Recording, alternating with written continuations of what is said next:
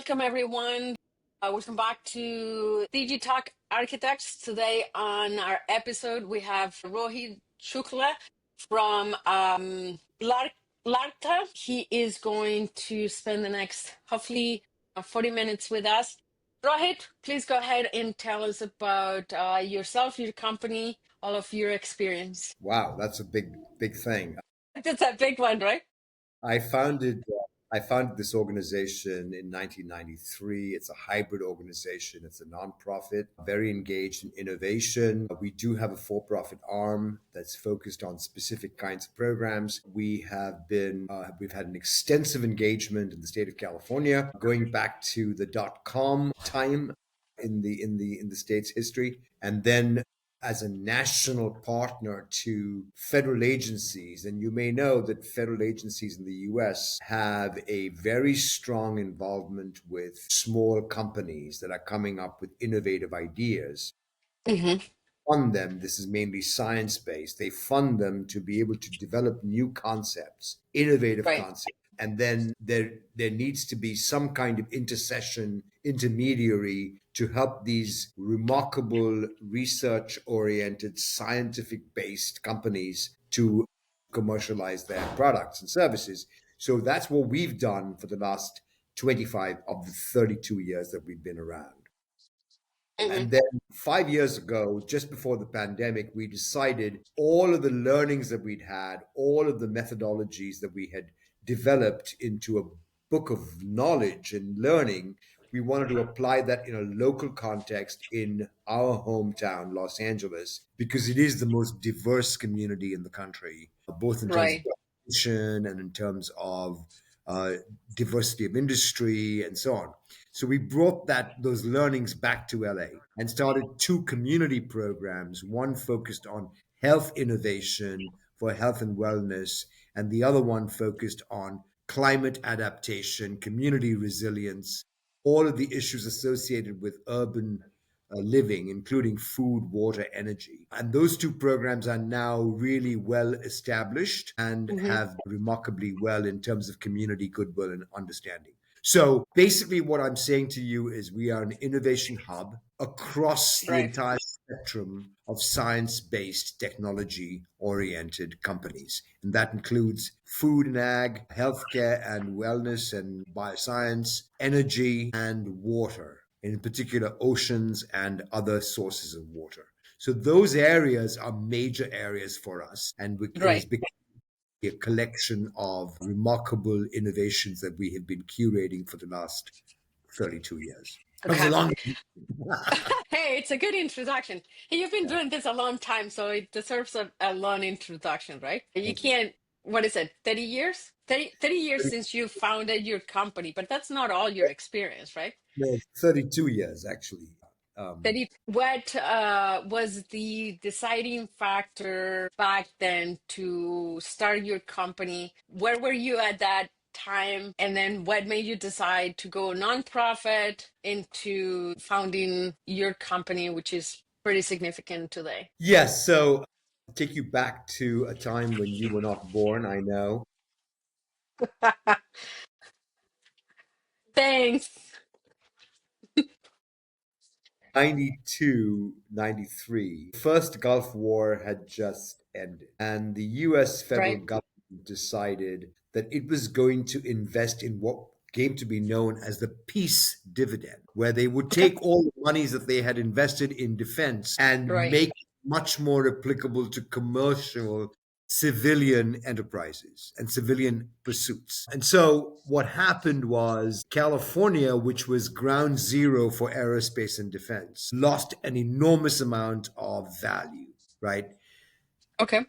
800,000 jobs were lost in a matter of 1 year. It's more significant than many people have remembered. Much more Right. as significant as what happened in 2008 in the financial crisis around the world. This is very specific to the US and very specific to California, which was the ground zero, as I said, for aerospace and defense, manufacturing of airframes, of aircraft, of missile systems, rocketry, and so on. And as a consequence of that, the state, which has always veered from being broke to being flush, Hmm. did not the resources to be able to command a huge kind of reinvention of the economy. So they decided, you know what, we have a small amount of money. We'd like to be able to invest it in the development of new enterprises. This was after we had approached the state about the need to be able to uncover innovation and entrepreneurship in the regions around California.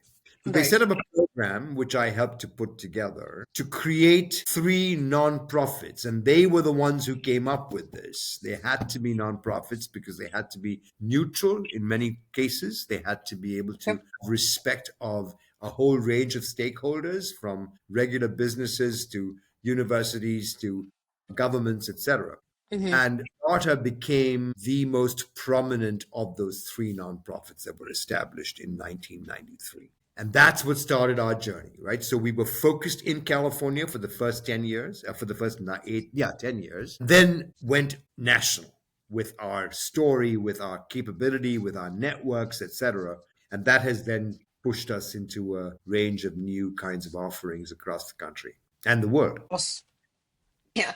So you've gone through, a bunch of different stages of economy in your company. We are now at the sort of intersection of, so we went industrial, computer revolution, and now we are in the intersection of AI. You are in, probably a really good position with your company and a lot of the stuff you do in your day to day with your nonprofit. We talk a lot about digital marketing, business development, and the impact of AI, which is that intersection. From your experience, what are the most essential steps for guiding entrepreneurs from breakthrough ideas to successfully commercial ventures in today's market? That's part of what you do day to day. I'm sure you have lots to share with us. Yeah, I mean, this is a huge, huge thing. So, first of all, to recognize that regardless of the fruits of the labor behind AI, which has become something of an all encompassing term, the development of a company and the evolution of a company is a body contact sport.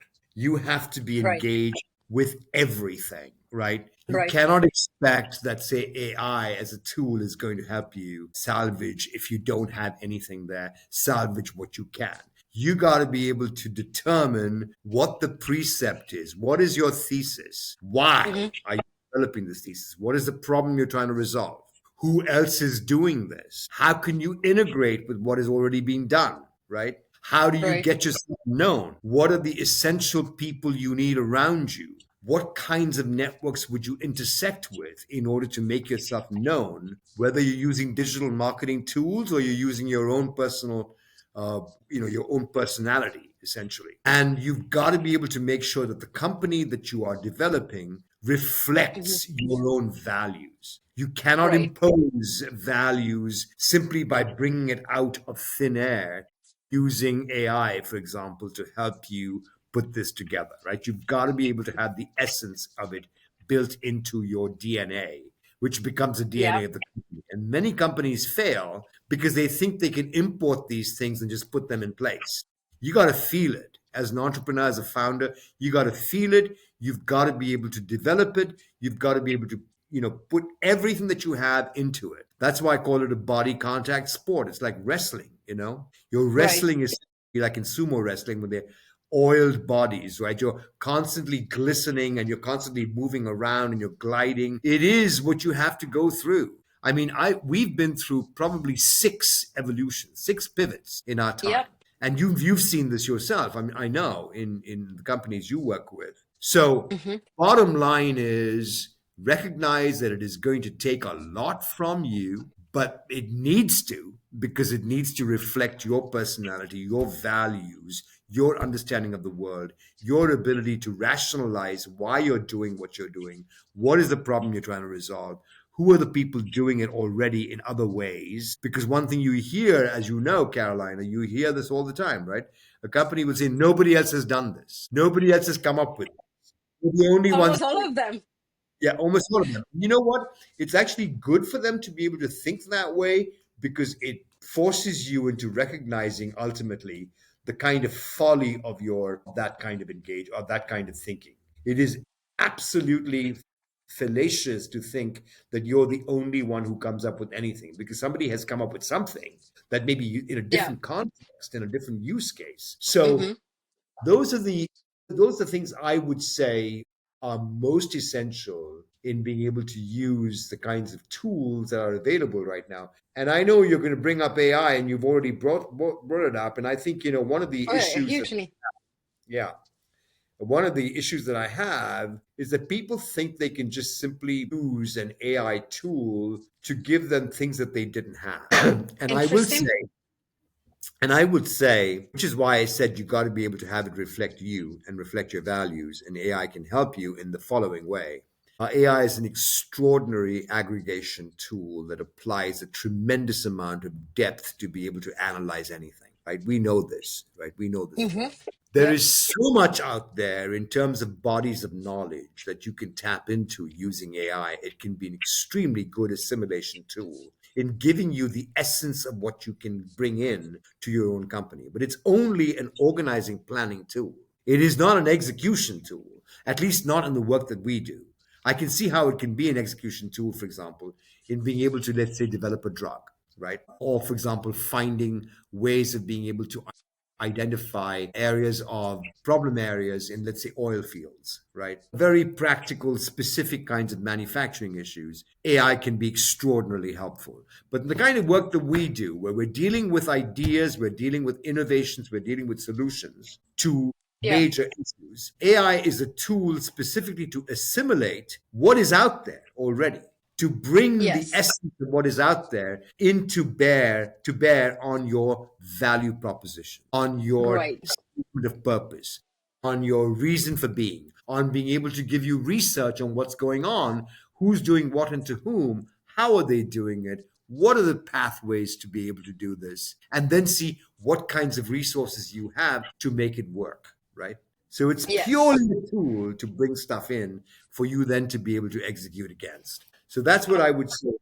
I know I've, it's not a tool that's going to give you new ideas. The new yeah, ideas still have to come from the people. It's purely, I mean, in a sense, most of it, it's based on previous experience, right? It needs to have previous knowledge. It's not generating net new knowledge, right? yeah, and I know people will say, Carolina, that it is, and I will tell you, I Oh can no. guarantee I can guarantee you 5 years or 10 years from now, 3 years from now, we will recognize that it is effectively a tool that we need to be able to use. But that, the whole point of it controlling us, as you know, the big debate on AI having its own intelligence and so on and so forth is a Yeah. misnomer, is a misnomer. I mean, I think it's a misnomer because the fact of the matter Okay. is, if you start to do that, and you think that it's going to replace anything that you do, then you know what? Hmm. You haven't done enough work on your own. It is The not, fair as point. you said earlier, it's not a substitute, right? For what you need Hmm. to be use it for. So you were absolutely right. You cannot just assume it's going to do these things for you. It's got to Yeah. reflect your own thinking and your own values. I mean, the way I see it at this point in time, yeah, we don't know what the future will bring, but at this point today, end of 2025, it cannot come up with new ideas of its own. It can only uh, base its knowledge on previous knowledge, Exactly. previous experiences that have been shared Correct. somewhere Correct. online. Yeah, Correct. But like, you also know, we agree on that. yeah, you also know this, Carolina. If it can come up with its own stuff, right? That's based on what it's seeing out there. And very often it hallucinates. It brings up It's, nonsense. It brings up mhm. complete crap, right? That has zero bearing. And unfortunately, the fact that we become so attached to almost like a crutch means Hmm. that, you remember the old saying in the computer language, garbage in, garbage out? Oh, it's still true to this day. It's still true to this day. It's still true to this day. It's I, amazing. I was It's just still having this true. conversation yesterday with somebody said the output of the LLMs and basically any AI tool you use today, it's only as good as the input you give it. And Absolutely. what we mean by that is if your prompt is crappy and generic, your output is going to be crappy and generic. So, you If just your answered the prompt, question, right? Yeah, you just answered yeah, the question so brilliantly. I mean, the fact of the matter is, if you haven't put the work in to thinking through some of the stuff that you want, you're going to get absolutely useless things, right? And you know this from your own experience in digital marketing. Very often, hallucinations become the behavior of AI, of any AI tool. And you've seen, my gosh, the hallucinations I've seen. And I have to be, that's why the prompts are so important. You're absolutely right. And I tell it right up front whenever I'm querying an AI tool, whether it's Anthropic or OpenAI or even the new Sora, whatever the case might be. I have to say, give me the exceptions. Give me as much as you possibly can with evidence. I want to be able to have them cited. You need to give yep. me the worst and the best and why. Right. And I also add in there, by the way, something in a totally natural language kind of process. I will be the judge. That's a good one. I have this lady I followed, and she talks about the prompting, right? And you're prompting. So what most people are used to, and I talk a lot about this, especially recently, it's they're used to just asking quick questions, right? But they don't elaborate into it. So that lady talks a lot about, the exceptions, how you want it to respond to you. You almost always want it to indicate to the LLM, whichever one you use, to challenge you on You're so right. You're so, your own thinking, right? yeah. Because if there's one thing that most people agree on is they tend to agree with you because they've kind of play nice, right? Yeah. So you want them not to play nice and challenge you, and you want to challenge it as well, right? Like it's not just, ABC, it could be CBD, it could be, so just give me different points of view and whatever. And so there's this other guy. God, you're figuring out I consume a lot of content, but that's I always say that's part of my job description. Actually, my job description is to consume a lot of content so I can then educate people on it and transfer that into the work we do for our clients, right? So, anyways, there is this other guy, and he was talking about how he is doing prompting today. And it's not just, you have your little ChatGPT window. Well, it's not just that, right? A prompt can be, and this is so real, a prompt can be a full on conversation with the LLM. Because as you know, all the main ones at least allowed you to have conversations, Yeah. right? Yeah. So this guy went on to explain like he was doing some sort of business planning. And he said, I just went for a walk, and through my walk, which was 40 minutes long, I just conversed with the LLM, right? Back and forth. And then at the end, so the whole conversation was the prompting, right? And then at the end, the LLM spit out sort of like the plan of this business thing he wanted, right? But in essence, his whole prompt took 40 minutes of a conversation. And it's not, and the conversation could be typing, but it could also be, an actual conversation. Back ChatGPT and will forth. answer back. You will, yeah, exactly.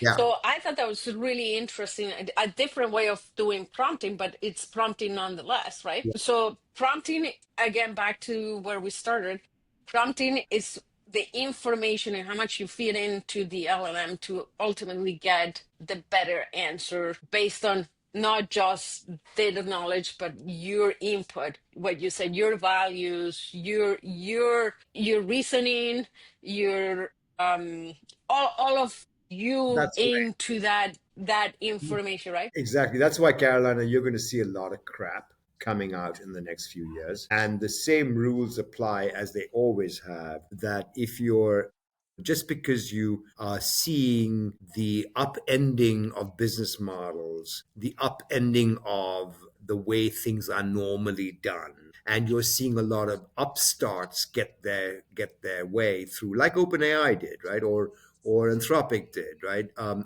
talking about the AI world now. Yeah, In the yeah, regular world of innovation, there's always going to be a place for disruption, no question about it, right?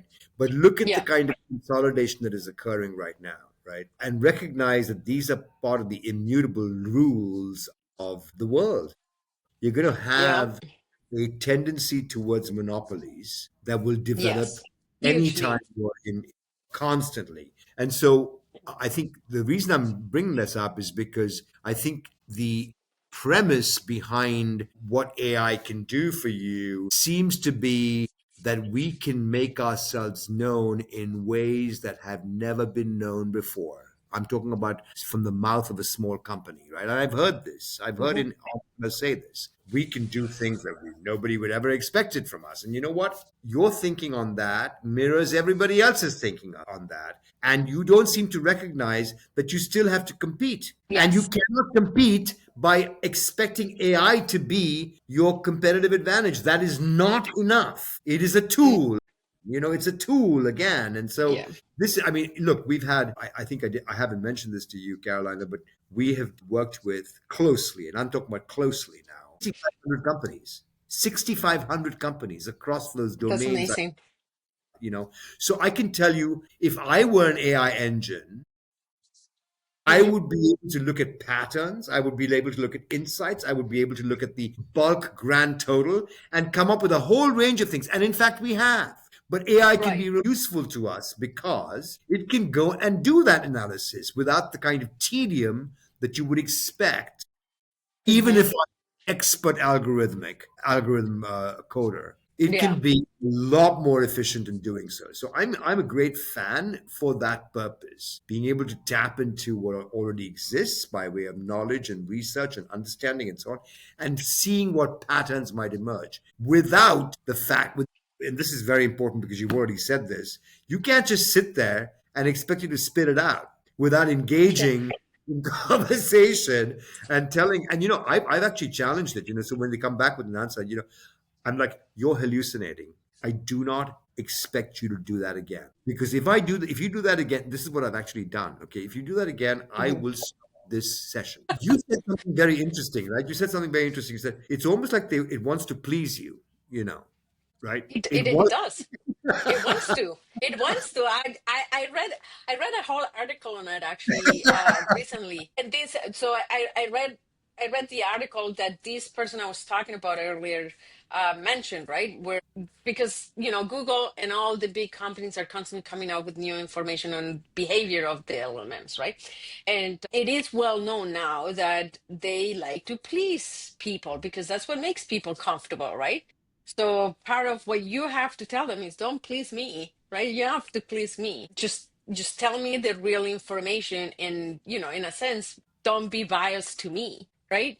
Just give me the good and the bad, Yeah, even yeah, if I don't exactly. like it, right? Exactly, exactly. But you see, most people don't do that. A lot of people don't do that. Or you say that they probably like listen, I'm not shy and most people that know me know that I use it. Like I have most of them in the pay version for our jobs and my company, but just because it's good to have and to see what comes out of each of them, right? And we use them for different purposes. So I'm very familiar with, all the big ones, like I said, we paid for them. And so I'm open to say like I use it all the time every day, right? And we use them for I'm going to tell you this. So I just used that we were having this huge debate in our company with one of our accounts about their paid ad digital strategy for 2026, right? And so we were talking. Most of my team was like very sad on this is B2B in the ad tech industry. So it's like LinkedIn, LinkedIn, LinkedIn. I'm like, I know, like let's go somewhere else, right? Like it's not working in LinkedIn. So why keep beating it, right? Let's trace. Oh, so I'm like, I want to try something else. So I've been talking to this other person and he's talking about how he's doing B2B in Meta. So I went there, right? And so I then grabbed ChatGPT. I'm like, help me, right? Like I want to prove why this could work, right? And so, I started talking to ChatGPT, and we started talking back and forth on like, I want I want like Meta, but I also want like some sort of LinkedIn, and we are going to definitely do Google Ads. You gotta be sort of like everywhere these days, right? And so, I had this full conversation, right? And like middle of the funnel or top of the funnel, or put this, LinkedIn in here and Meta there. And I'm like, initially when he gave it to me, it's nothing what I ended up with at the end of like my strategy, but it was a full-on conversation. And that's what I was saying earlier. So it was a full-on conversation that went on back and forth. It's like, give me this and give me that, and I'm why is this good, and why, and then you take opinions of real people, real experiences, right? And then yesterday, I was having a different conversation with somebody else. This person mentions like, um, was talking about, using AI not just to gather information like we're doing right now, like I'm explaining, but you can now take these, AI agents and use them. And she said this, and I thought it was super cool. And I'm actually going to try and figure this out and do it myself for my company and my clients. Like do test runs with, I think she called them synthetic test runs for like your ads, where you're creating like agents that are acting like people to test your audience without actually having to go and spend the money on them. Like, It's really in a interesting. sense, like it's really interesting, right? Yeah, very And I hadn't I thought about it or talked about it until yesterday. I'm like, now I'm going to go replay my entire podcast so I can understand this better, go do it for all these campaigns. But so back to your conversation is the prompting, and everything we're talking about is like full on conversations, right? It's challenging, it's asking the LLMs to challenge you, and then you challenge them back with your bias, your perceptions, your knowledge. It still has to be you, right? And so it's, to the next point, it's not going to replace us. It's definitely going to make it smarter if we use it properly, and help us, with this ocean of information that we now have that's ready. that's the biggest opportunity, I think, is there is so much out there that has been assembled in the course of human research and understanding, and it's not available to all of us all the time, right? One of the Of greatest course, things around us for us right now is in the speed at which we can. I'll give you an example of something that I think, access information. yeah, that everybody understands. The development of the mRNA vaccine. Okay, Yep. the reason why you had the ability for us to be able to come up with the COVID vaccine in such a Hmm. record amount of time is, I mean, the basis for the analysis had been around for quite some time. But the fact that they were able to bring it together in 10 months Yep. had three basic reasons. Number one, there was a breakthrough in understanding the structure of the cell and the corona structure. So that was clearly an intellectual breakthrough. But then all of the accompanying things that go with the antiviral technologies, including CRISPR and Cas9, which are very specific to virology and bacteria in particular, and how bacteria combat viruses. That knowledge, which was worldwide and was being used in different places across the world, was synthesized and brought together in a short period of time.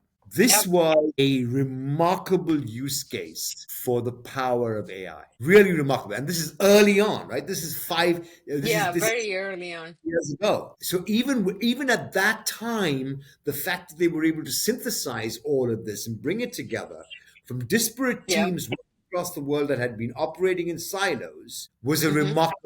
remarkable tribute to what can happen when AI is used for those particular purposes, right? To assimilate knowledge, to sift through knowledge, to be able to bring out new insights that you will be able to use, that you need to Yeah. be able to push. It's not going to give them to you. It's just going to give you what it has been able to see by way of patterns and insights from the patterns. And then you've got to Hmm. be able to do that and make it work. So it's not a lazy man's tool for damn sure, And No, it isn't. I think you're going to see a lot of fallout from companies and businesses and innovators and entrepreneurs who think that it is their salvation, that it is their ticket to fortune. Well, it will help, but it won't do it for you.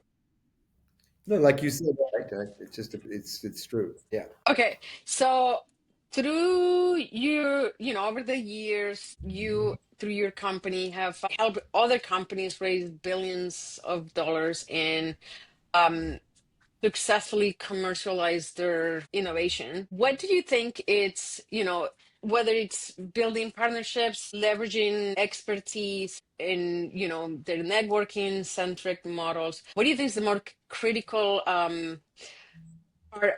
for driving these startups' growth? So I'll tell you, one of the answers that many successful entrepreneurs will give you is that it's all due to their brilliance and their incredible insight that this has happened, right? I think that may be true for extraordinary geniuses like Leonardo da Vinci. I don't find a similar kind of case that I can make in our world, frankly. Okay. Call me old fashioned, but I think Leonardo was perhaps one of the last. Nikolai Tesla would be another one, right? Hmm. Knowledge in multiple schemes, was himself able to sift through all of them.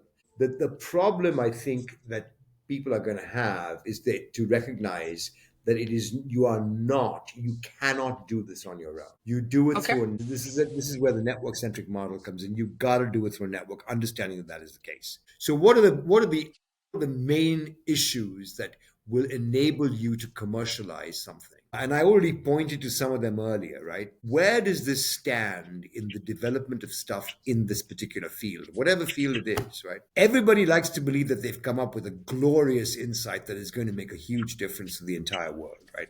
The truth of the matter Yeah. is, you got to be able to see what problem you're resolving, number one. Hmm. Number two, who else is doing this? How is it Hmm.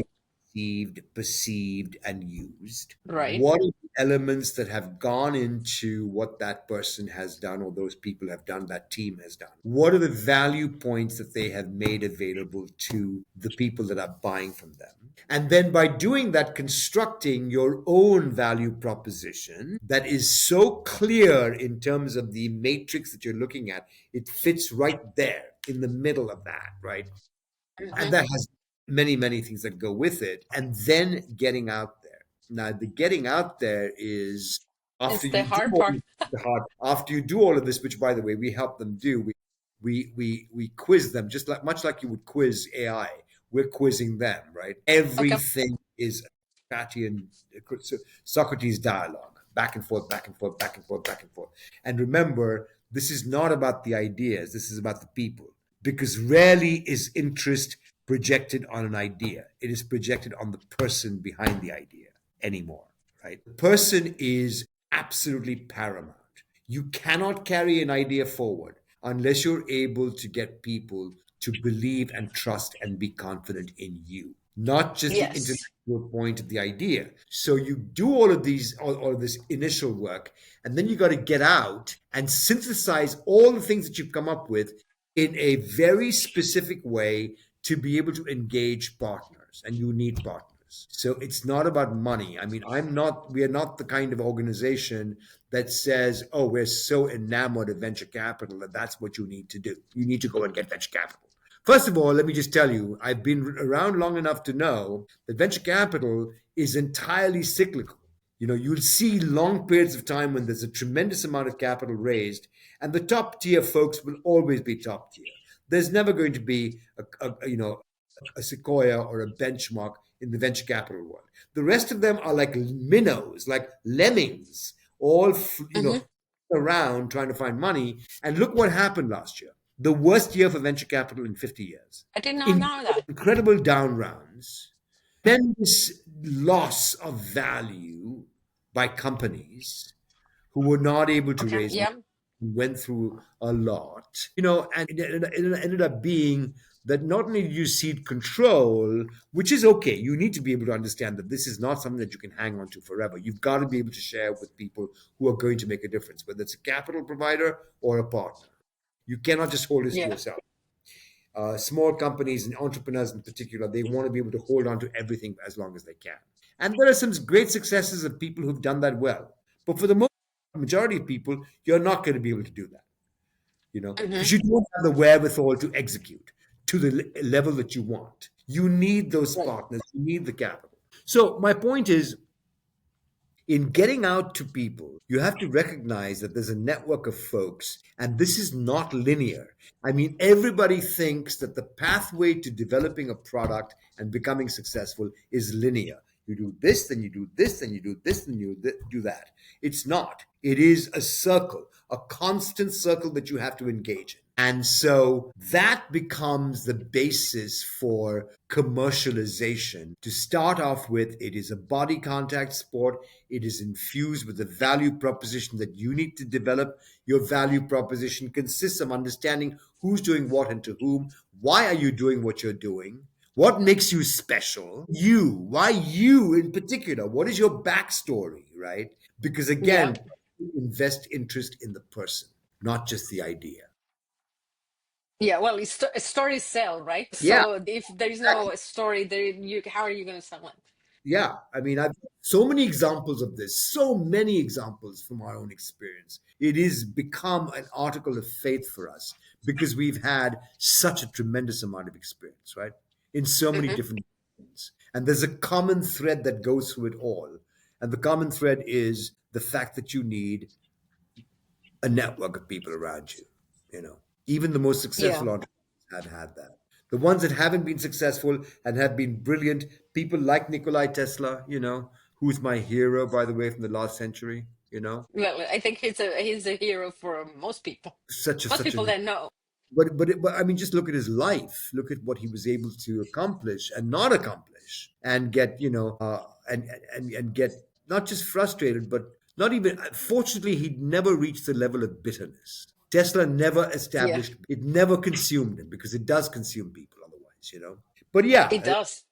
yeah, and so those are my points in commercializing. It's become the basis of our practice, of our thinking, of our partnerships, of the people that we speak to on a regular basis, and so on. I hope I was not too long an answer, Carolina. No, God, no. You're good. You speak, during that answer, you were speaking about the importance of community, right? So you have your community community labs and the Venture Fellows program, right? And how do you, I guess the question is, how do these programs combine the hands-on innovations with the real world, and what lessons can from marketing point of view, CMOs and AI leaders and entrepreneurs leading small, medium-sized companies learn from these models? So, very, very good question, and goes to the heart of what we were talking about earlier on AI. But what I would simply say is you got to understand the domain. You got to know the domain very well, and beyond the domain, how it connects to other domains. Very much so. Very, very much so. And what is it that's driving people at a particular moment in time for a particular purpose that will continue on, hopefully, into the future? Because your accomplishment is only as good as your ability to keep it going for quite some time, right? And therefore, you Yeah. need recurring revenue. You need recurring revenue. So, how are you going to keep this translated into a thing that will always go on and on and on beyond this year and the next? It's a big challenge. And you Always. you brought up the issue of how do you take this hands-on innovation and translate it into effective kind of enterprises. And the fact of the matter is the same things I was saying earlier. First of all, to recognize that it's a body contact sport, which means that you have to connect with it in a very real and significant way. It's what we do with the venture fellows, right? The fellows themselves have a good basis for establishing an enterprise, right? And for growing an enterprise. And they come to us because they want to be able to connect into the broader world. So, my first thing is, what is the problem that you're trying to resolve? Why do you think it's a big deal? Who are the people that are using it right now? If they're not using it, how do you know that they're going to use it? In the dot com world, we had a saying for this: make sure the dogs will eat the dog food. So, when we finish with all of that, then our task is to connect them very strategically and like a pincer with those elements on the outside that are going to be helpful to their ability to execute. Either because they want to buy it, they want to pilot it, they want to be able to trial it out, they want to be able to have a demonstration, they want to be able to acquire it, whatever the case might be. And you have to know that going in. You have to know that Right. their fundamental interest is in doing one of these things. They may change. It may be that somebody who wants to pilot something may want to acquire you. Sure. But know what the principal aim is when you're going in. Because knowing that principal aim will allow you to position it well enough for them. And That's great advice. that's the critical issue that I think CMOs, AI leaders seem to sometimes overlook is that, and you said this very well, we're drowning in information, right? We've got so much information out We there. are. What you got to do is see the patterns and get the insights that are somewhat specific to what you're trying to do, right? I mean, this is what you do in your digital marketing world, right? All the time, all the time. Yeah. I So, always say, like, for us in digital marketing, I mean, 80% of the work is looking at data yeah, to make yeah, decisions and decide what are next. And that's why I said, what is our next step, right? So the ChatGPT conversation is like looking at data, right? Looking at what you can find out there for this particular market, you know, help me decide, or at least give me the information I need to make decisions and decide what's best for this company or for this strategy or for this next thing I'm doing, right? absolutely, absolutely, absolutely, and I think that really applies across a whole range of job functions and I agree. responsibilities.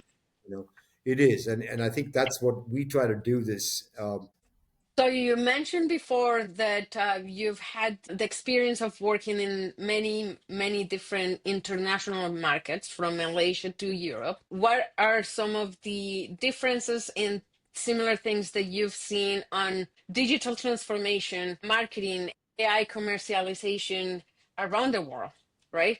And how do you, well, I guess, how do global collaboration fuel sustainable innovation? So yeah, it's a big and somewhat complex question. I will say, regardless of whether it's AI or anything else, the thing that's different is scale. First of all, the U.S.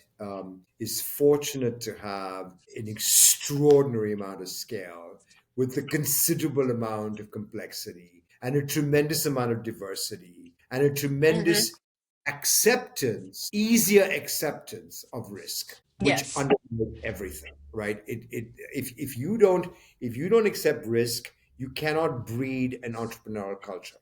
You cannot breed a culture agree. of who don't need your permission to access certain things. And unfortunately, that is not the case in much of the world. It is certainly not the case it is not the case in Japan. It is less the case in Korea, although the Koreans, I have to say, have a little different thing, a different way of operating. It is not the case in Europe, for sure. It is not the case Okay. in Canada, where I've worked in Canada as well, in both coasts, in Quebec and Ontario, and then also on the other side in Alberta. It is not the case. I mean, and part of the reason why I think it is so is because, and forgive me for saying this, but the US is already also much more accepting of BS. And the reason Actually, it no, is, yeah, I think you're right. and the reason it is, I think, is because it is, in fact, encouraging of dreamers. It's encouraging of people who, I mean, this is the land of P.T. Barnum, you know. This is the land of projecting opportunities that don't really exist. You're creating it out of thin air. So it's not surprising, right, that you have a greater acceptance and of things that may be otherwise known as risky. In fact, that's why Europe is so behind in so many ways, even though it has a more sophisticated way of thinking about the world in many ways, right? And they're trying to make up for it. So you've got France doing a tremendous job on AI, I think. a great job in AI in terms of being able to pull people in from around the world to be able to help them because they recognize that their own cultural inhibitions does not allow for the development of new things easily. Mhm. But I Right. think it's probably the most successful country in Europe at this point in time for the continuation of what we're considering calling the AI revolution. I hate that term, but that's what people are calling it. The UK, yeah, to some extent, I think in both countries, there's some structural problems, but hey, who doesn't have structural problems? The second big point is that even within the context of all of the stuff I've talked about, the US acceptance of BS, the ability to take risks, the diversity of the population, the scale, you've got something else here that I think matters a lot, and that you've got things that can operate at the state level which can still be scaled. And I'm here referring specifically to California. California is Hmm. the fourth largest economy on the planet. California is the most diverse state in the union. California has, just so we're clear, 160,000 square miles, okay, of land mass, and to go with it, the populations and the diversity of nature and everything else. There are very few other countries in the world that can do that. The one country Yeah. in Europe that can is France. France has every single and nature is a very important part of this, by the way, very important. Every single natural element you can imagine in any particular country. It has a coastline, it has a desert, it has a plateau, and it has mountains. Okay. Hmm. No other country in Europe has that. None. Okay. Zero. No. That leads to a different kind of thinking and diversity. I mean, the northern part of France and the southern part of France, two completely different countries. Really? Provence and Normandy are as different from each other as and the regular Canadian population and the Inuit population of the Yukon Oh, territories. those are very different. Very They different, are right? like so So different. what I'm saying ultimately is that those differences, by the way, between these different cultures is why so many folks who are entrepreneurially inclined in all of the countries I mentioned and you've mentioned as well want to come here, want to be here, want to have a presence here, want to grow. The difficulty they will have, though, is the same difficulty an innovator here would have. If you don't have those basics in place, Yeah. and this is where AI can be very helpful in giving you insights and patterns and what is going on and pulling research together for you and creating a simple value proposition or helping you create a simple value proposition from a ton of data out there. If Mhm. you don't do that, you're not going to be able to crack here. No This matter where you are. no matter where you are or not. And it's just going to make, because I mean, nobody really cares, here, quite frankly, until recently, nobody cared where you came from. Now, of course, it's a whole different issue with the central government, the federal government being the way they are. But certainly in California, which is why California is leading the charge. California is going to lead the charge. And I am so proud that we live here and that we work here because it is at the cutting edge of everything today. Social norms, experiments, and whatever. Different way of thinking about this, right? And Mark Twain, the great Mark Twain, the American writer, or was Hmm. it him or somebody else? He said, what they did was they took a big box full of nuts and screws and they overturned it in California and all the nuts came out. Something like that. It just shows that, Hmm. it's a place of mad imagination and even more difficult conversations about doing things appropriately. What the problem is here in the US and everywhere is bureaucracy. It's going to ultimately be a real problem. Everywhere. Imagine we're talking about a world that is being transformed by our use of AI, and Hmm. yet the world that we have to deal with is stuck in almost an Bureaucracy nightmare. yeah. So, that's a I big issue. agree. And I think all of us have to recognize that, whatever side of the political spectrum we sit on. I think California now has to be able to do a lot because so much has been, what happens with bureaucracy is you add one layer and then you come up with understanding of how that layer worked. And whatever didn't work, you'd be able to get new programs to make it work or to think that you can make it work. But the old ones are still there And then you come up with a new way of thinking because there were some problems with the second one, but the old ones are still there. And this keeps happening over and over again until you get It's this stacked gigantic over and over. over and you start, it's just so difficult, right? And what it Well, does, it's bureaucracy and greed. It's combined, yes, right? yes, thank Because you. you put bureaucracy and then you put greed, and so they create layers so that they can profit from it. And So, you know and what, there you have it. and And now you and that, have what, yeah, it's a survival thing as well, right? Because they want to not just survive, they want to thrive, and they want to make sure that nobody else is able to do so. I don't mean to suggest so that there's a real strategy behind this, because quite frankly, very often there isn't. That's the whole problem, is that there isn't a strategy. you know there isn't a strategy, but everybody takes advantage of the problem. yeah, yeah, Yeah, so everybody that can, they yeah, I they think they they probably do. that's the back end of the point I wanted to make about, Yeah, work, the differences between here and other places. And I do know that one of the things we continue to do is to recognize, is to let people know in those other countries that it's not just a straight line. Just because you have something great to offer does not mean that you're going to be able to execute, right? yeah. There's so many things you have to take into account, and bureaucracy and the inability to move past a certain point is one of the problems you have to deal with. And it's not just bureaucracy in government, it's bureaucracy everywhere. Bureaucratic thinking is everywhere, right? Everywhere. So it Yeah. is something that we have to keep telling people about. And it's difficult because people expect, if you're coming from the US, you should be able to lead us to the promised land, right? I mean, you know what? You're the Messiah. Go and take us to the promised land. That's not how it works. No, it isn't. And those of us that have had the privilege of coming from those countries into these countries, I call US and Canada not the same but similar. We Yeah. know that it takes the promised land is not just a dream, it's a lot of hard work. Yeah, it is. Exactly. Mm. Now, I will say, about Canada. Canada is a specific example. It's not like Europe at all. Not at all. Very Nope. little. And it's not like the US entirely. It's there somewhat in between. But what I just say about Canada is I do like two things that are really very, very useful in Canada. One is, and this is not a pejorative at all, but people are a lot more considered when they're, there's less arrogance involved in their being able to receive what you have to say, even if they don't do anything about it. you know, they're at least I do receptive. know. They're at least, and they're kind about that, which can be very important for entrepreneurs in particular, coming up with new things, whether they're using AI or not.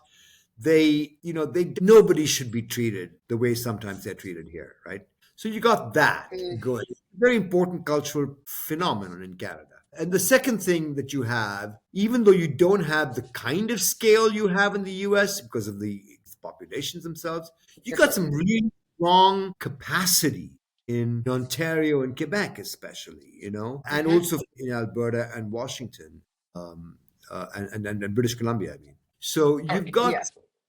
some real nuggets there that you can pursue. I remember years ago working with an aerospace cluster in both Toronto, Ontario, and in Quebec. And there was a lot of stuff there. And by the way, I think that Quebec and Ontario have a real future in UAVs because there's a Interesting. technical basis for the composites and the design and the propulsion and the configuration of missions. So I do think there's something there. I certainly know that LA is going to be ground zero. Just like I told you, it was ground zero for aerospace and defense in the 90s and up to the 1990s. It's now the ground zero for the new aerospace, which is urban air mobility, drones, Hmm. composite materials, Right. propulsion, engineering form. By the way, one thing that you may not know, the reason why the gaming industry is based in LA. Okay, this is the base for the gaming industry. Hmm. Yep. It's because so much of the talent that propelled the gaming industry, computer vision, simulation, and so on, came out of the defense industry here. I think you told me this when we first started talking Yeah, about yeah. the podcast. Yeah. And people just don't remember I that. didn't know, Yeah, but it's really cool to know that. yeah, it's such an incredible thing. It's a major asset driver, right? Yeah. That's why I think it's going to be very useful for AI moving forward as well. Yeah. Okay, let me ask you one last question. As you know, our audience likes actionable advice. So, what one piece of wisdom would you share with our founders, CMOs, AI enthusiasts, and leaders who want to build resilient, future-oriented organizations in the face of constant change with technology and everything that we're living through? Yeah, thank you. I really appreciate that question. What I would simply say is there's only one rule, right? Ever that's going to stand the test of time. Be skeptical. Don't Okay, ever fall in love with what you are doing to the extent that you do not see what's happening on the side, what's happening behind you, and what has been already happening in front of you. The only I way you love can do that. it is to be skeptical, right? Question Yep, yourself constantly. You and I talked about questioning AI, right?